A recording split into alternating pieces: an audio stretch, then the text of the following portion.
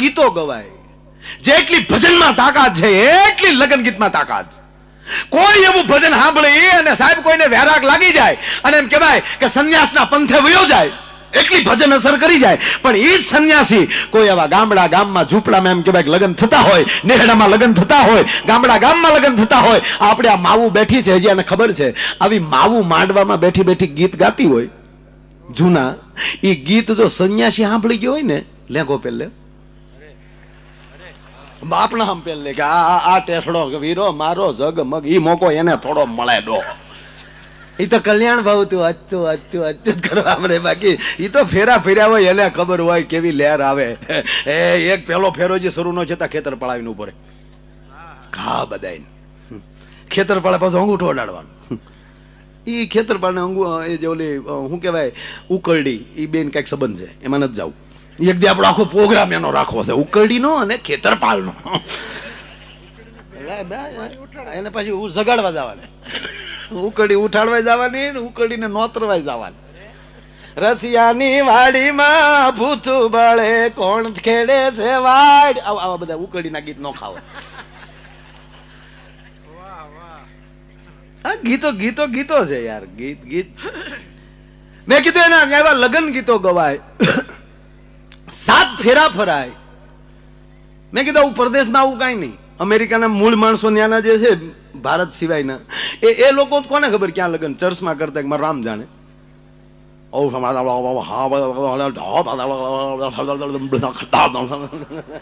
અને પછી ઓલા ઉપડે ચુમ્મક ચુમ્મક ચુમ્મક. પણ એક નક્કી, એ લોકોના લગ્ન થાય ને ભાઈ, પછી લગ્ન થઈ ગયા પછી પતિ પત્ની એટલો બધો પ્રેમ કરે, એટલો બધો પ્રેમ કરે બિહારીભાઈ, ક્યાંય છૂટા જ ન પડે. એરપોર્ટ હોય તો સાથે, ફરવા ગયા હોય તો સાથે, એટલો બધો પ્રેમ કરે, એટલો બધો પ્રેમ કરે. 5 વર્ષમાં પ્રેમ ખૂટી જાય. કારણ કે ઊંડા કવામાં પાણી ક્યાંય લે એમ પ્રેમ ને ક્યાંય લે. આપણો હાથ ભવનો પ્રેમ છે. ભલે તમે ગમે ગણિત માંડો સાહેબ, પણ હું સાદી ઠોકીને કહું કે પેલા હારે હતા, અત્યારે હારે છીએ અને પછી પણ હારે હશું. 7 ભવથી જોડાય. હા, કારણ કે આપણો તૂટક પ્રેમ બપોરે બાંધીને બેઠા હોય ડોહા. અરે વળી બપોરે બાજ્યા હોય ને પછી જામ્યું ભાઈ. અને હકીકત છે હાઈવે ઉપર ડ્રાઈવર જન નો આવે ને તો હાઈવે ની કિંમત જ ન સમજાય. એમ કારક સબડકા થવાનો. ઈ પછી જે સમાધાનમાં જે મજા આવે ભાઈ ભાઈ હો. ઈ પછી હા બપોરે જમવા માટે ડખો થઈ ગયો, પછી ઓફિસે વહી ગયો, કામે વહી ગયો, પ્રોગ્રામ વહી ગયો, તબલામાં વહી ગયો, ગમે ગયો. પછી ઘરે આવે, પાછો ઘરે આવે. એક પ્રશ્ન તમને બીજો પૂછું, 2 માણાના અબોલા હોય, એ ભાઈ ખોટું બોલે ને હા શું કહેવાનું. ઘરે આવે, 2 બોલતા નથી, જીતું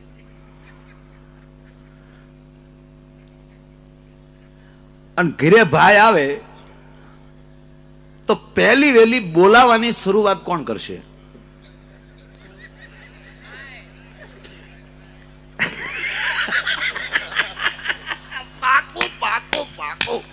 પુરુષ જ નક્કી કરશે. કારણ કે એને બુદ્ધિ નથી, દિલવાળો માણસ છે સાહેબ. પહેલી વહેલી બોલાવાની શરૂઆત હેમેન્દ્રભાઈ લગભગ પુરુષ કરે. એ વડે ઓલા પણ જેવી ખબર પડે ગાડી પાર્કિંગમાં ગઈ એટલે આયે સીધા રહોડામાં.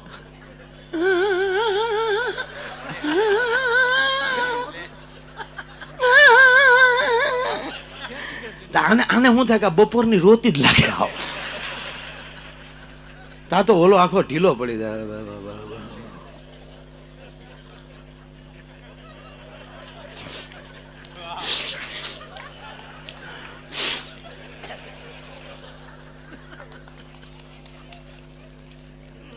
ધીમે ધીમે આમાં મળું પાસે જાય.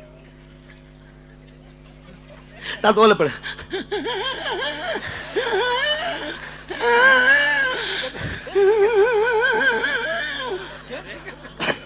આ તો ઓલો પડખે બેહી જાય. આમાં આમ જો ગાંડી, આમ જો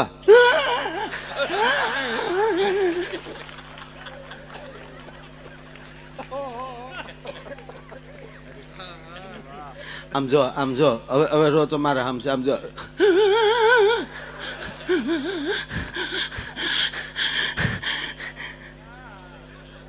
આમ જો ગાંડી, હું થોડો કઈ બોલ્યો, મને ખબર છે, મને ખબર છે મને.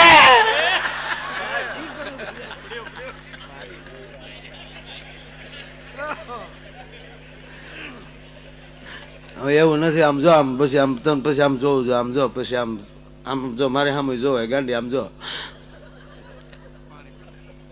આમ જો પાણી પી લે. આમ જો ગાંડી, હું ખોટું ન બોલું. થયું બીજું ઘરે ગયો, હું રાંધ્યું, હું મારો ટાટિયો રાંધ્યો. બપોરે કેવી ગાળું દેતો હતો ને અત્યારે આવ્યો ગોરીઓ ગમાડે, હું રાંધ્યો, હું રાંધ્યો.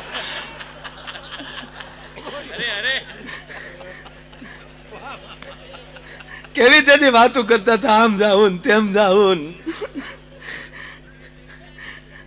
एक्सेल वर्ड में रहूंगा मैं,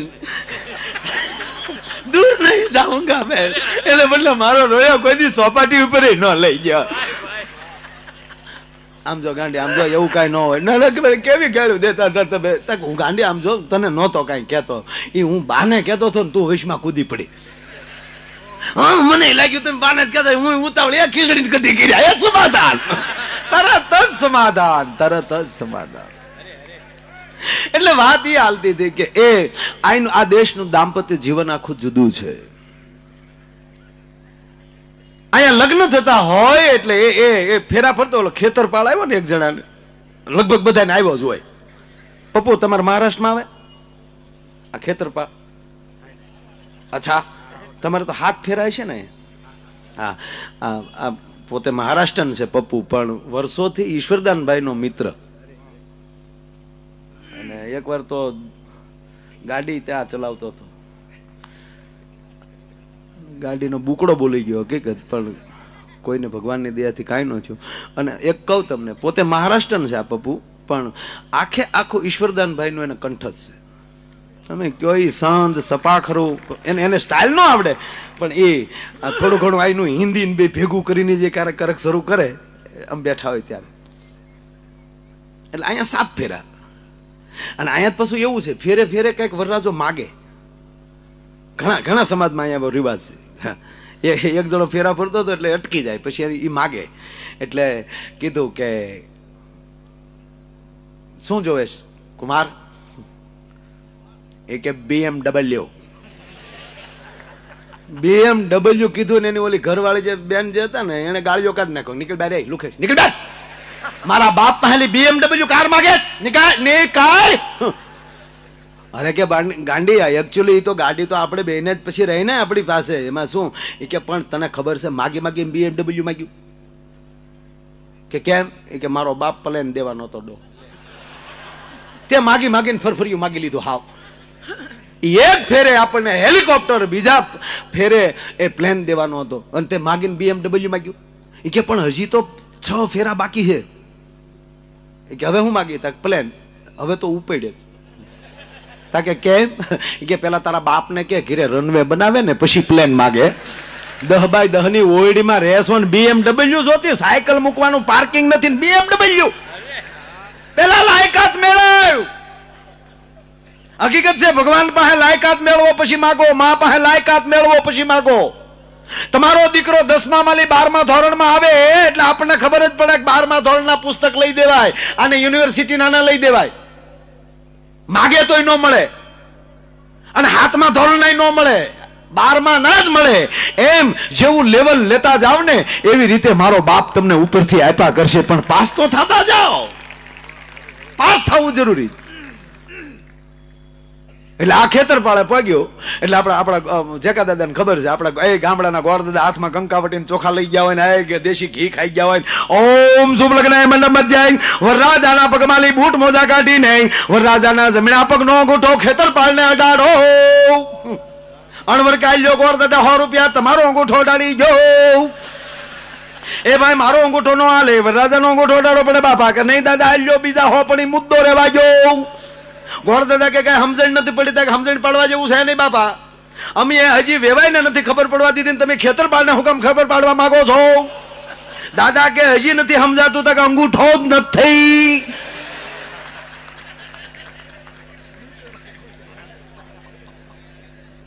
પગ પગ બૂટમાં છે ત્યાં સુધી ધારા છે. એમ મૂળ મુદ્દો મારો કહેવાનો કે જેના જીવન ઉજળા હશે, જેની પાસે વિચારો ઉજળા હશે અને જેની પાસે સારો મિત્ર હશે. સારું પુસ્તક હોવું જરૂરી પણ સારો મિત્ર હોવો જરૂરી છે.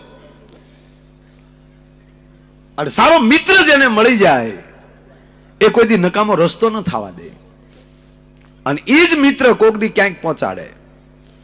આ યોગેશભાઈ વર્ષોથી બાપાના એ બગડાણાથી જેસર વધારેમાં વધારે બાપા ગયા તો જેસરમાં ગયા. તો એ બધા મિત્રો મળતા મળતા એ ક્યાં સુધી પહોંચાડ્યા.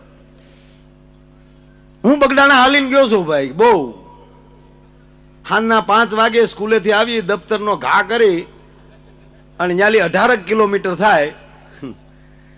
એ 5 વાગે બંદા ડોટું મૂકે. અમારું આખું મંડળ હતું છોકરાઓનું. મંડળ એટલે મંડળ, હા એ જ મંડળ, ઓલું મંડળ નહીં, ઓલું મંડળ નહીં, ઓલું મંડળ.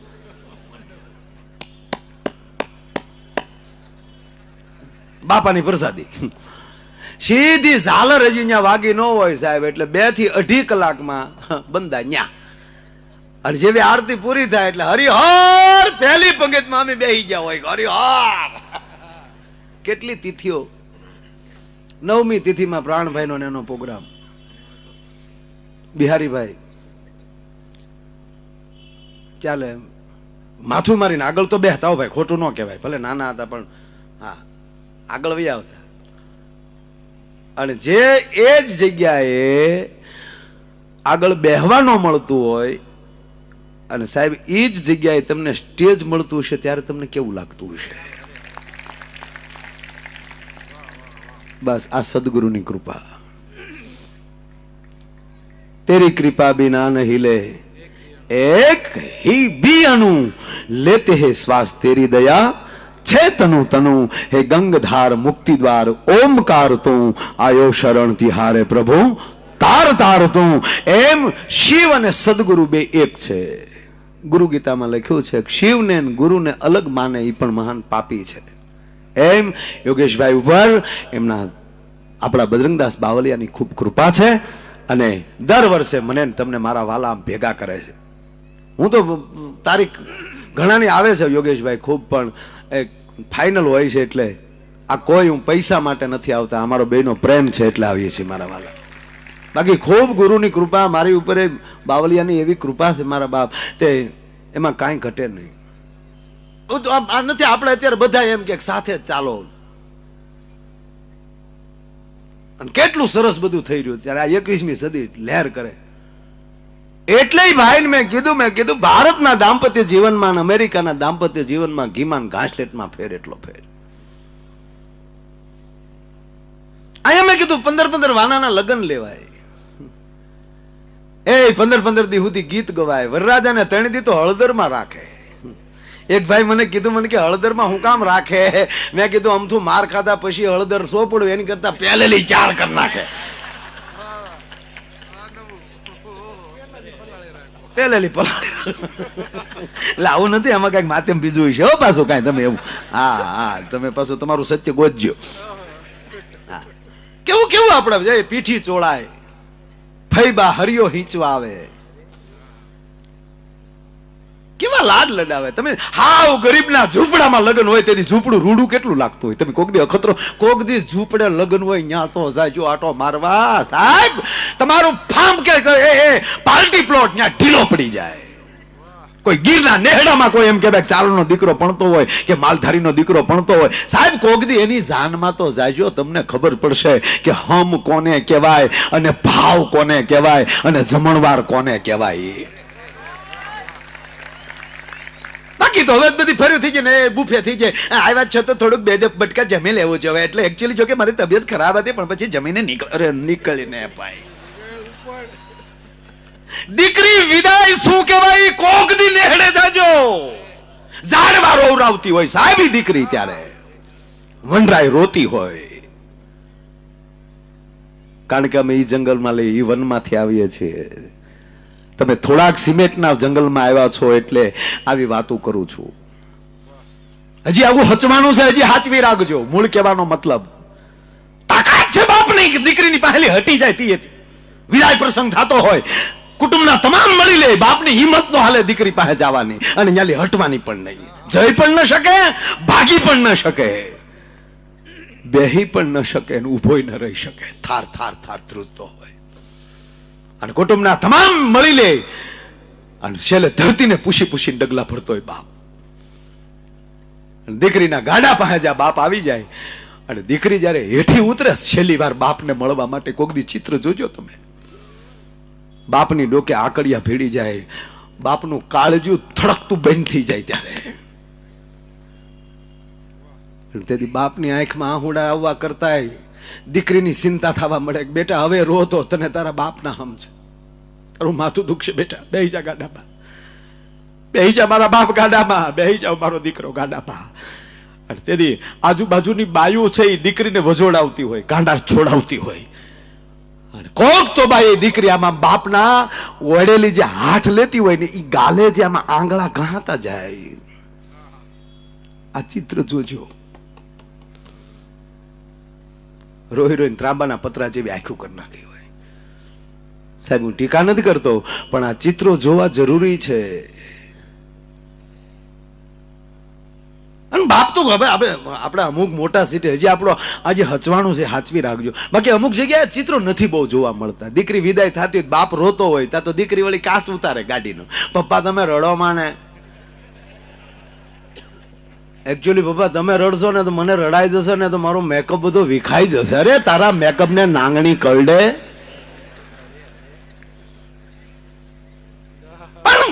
મને એને પ્રશ્ન કર્યો એટલે કહું કે આપણું ચિત્ર હજી છે સાહેબ. એ 15 વાનાના લગ્ન લેવાય.